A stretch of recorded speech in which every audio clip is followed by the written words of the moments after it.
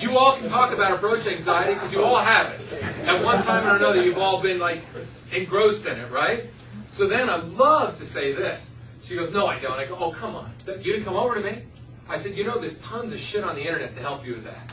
There's like ebooks you can download and programs you can download, man. I'll give you a list of them, you know. And then what you do is you talk about approach anxiety. You look at her and go, tell me, what's your worst approach anxiety? Tell me why you want to approach a guy. You have a conversation that is so fucking funny because, you know what? You're sharing your secrets. You're not sharing your secrets. You're sharing parts of your life. So you're passionate about it. Oh, man, I once had approach anxiety so bad, and it was yesterday. You know, it's like, I once saw this woman at the market, and she'll go to you, oh my God, I once saw this guy, and I couldn't, and you'll just compare stories. And it's hysterical. And you're also calling her out. You do those two things in a bar, you'll never run out of things talking about in a bar. Not only that, I have something called the 10 p.m. rule. You meet them early, you meet them fast, and you leave. Because after 10 o'clock at night, they've been hounded by every single drunken guy in that place, and they're so sick and tired of it, it's ridiculous. At 7:30 at night, they're waiting for their friend. You walk directly over to them. You talk to them a little bit. You can do the approach anxiety thing. You can do the text message thing. You can also put your phone on the bar next to theirs. Both your phones vibrate. You can look and go, my phone likes your phone. Wow, look at that, man. They're vibrating together. Isn't that cute, right? You can do the text message. All right, I'll tell you what. I know you're waiting for your friend. I'm waiting for my friend, because they usually are early in the evening. Whoever's got the best text message buys the other one a drink. And then, like, the challenge is on. She'll be like, well, who's going to determine? I said, I don't know. We'll just get that guy over there to determine it. Maybe the bartender, okay? And you read the text. Oh, that's a lame text, man. Read mine. And let me tell you something. Most texts are lame at 7:30 at night, but it becomes a funny thing to talk about. Why are you waiting for that friend? Blah, blah, blah. You talk for 2 minutes, and then you look at them and go, you know what? I got to leave. And you leave. I don't care if you meet your friends there. You leave. You leave, and you get your friends to go somewhere else. You leave, and you look at her and go, you know what? I got to run. I got to go meet my friend for dinner. I know you're having a girls' night tonight because you already figured that out because you know she's waiting for her friends. You're having a girls' night tonight. I'm having a boys' night tonight, okay? And you know what? The twain will never meet that way. Boys' night and girls' night is so different, right? Make a joke about it. But you know what? I want to talk to you again. Give me your number, okay? You get your phone number from her. You leave that restaurant. You just accomplish what you aren't going to accomplish the rest of the night anyway. So you leave. At 10 o'clock, you text her. This is why I call it the 10 p.m. rule. 10 o'clock, you text her this. Hey, man, hey, great meeting you earlier. How was your dinner with your friends? Okay, like you care, right? It's okay. How was your dinner with your friends? I'm heading home. You know, Joe. You put your name down there, right? She'll look at you and she'll look around the room and she'll see all these horny, drunken guys drooling, beer going, staring at her ass, and she'll think, oh my God, I met a guy that goes home at 10 o'clock at night. You just painted a picture of yourself compared to all these other guys. You know the other 80 guys that are coming over? You're basically the guy that she compares herself to the remainder of the night. You won.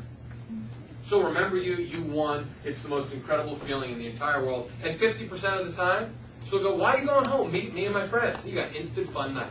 You're meeting her and her cute friends. You can show up by yourself, too, which is even more fun. Show up alone, 6 of her girlfriends and you.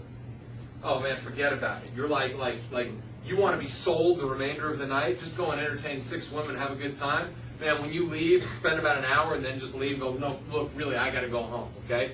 The other hour together, they're talking you up left and right. He was so nice. He was so cool. Man, you just went like this. He was so cool. He was so nice. Oh, my God, he's so cute. Go out with him. You just keep going up the mountain, right? You're like the king at the end of the night. So that's what you do when it comes down to night. So we got we have room till 9, right?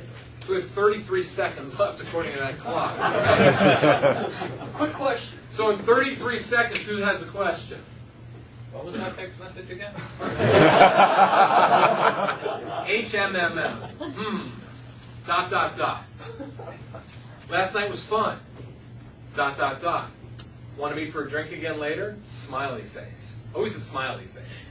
Got to have those stupid smiley faces, because it looks like it comes from a woman. Have your friend text it to you. There's also ways, supposedly, you can text it to yourself in your phone, but don't do that. Because don't text yourself and then all of a sudden the timestamp says 6 o'clock and you're showing to her at 12 o'clock. You haven't been holding that. It's got to do it fast. It's got to come down really quickly. Who else has a question? We've got 17 seconds. What's your Match.com profile name? LANYSOUL. Anybody else? David, I noticed you use a lot of self-deprecating humor in your stories. Here, talk about that for 5 minutes, 2 seconds. The reason why I make self-deprecating humor in all my stories is because I'm a person. I like life too much. And I like to make fun of myself because I know myself a lot. I don't want to come across as an asshole. I also want to come across as somebody that can goof it. I mean, I think life is funny. I think some of the shit is funny. I think everything is funny. Approach anxiety thing in a bar, that's the most self-deprecating humor in the world because we all suffer from it. Being a bad cook, man, I'm the worst cook in the world. I don't mind telling her right off the bat. It shows that you're a real person when you use self-deprecating humor. She's not looking for a guy. She's not looking for the Lone Ranger. She's not looking for you to be perfect. She's looking for you to be real. And the more real you are, the more exposing yourself. It's like getting deep with yourself. It allows her to think of you in a different light. It's like all of a sudden she sees you and she says, my God, this guy's real. This guy's not an idiot. This guy's not trying to brag. A lot of guys don't do self-deprecating humor. They do what I call self-worth.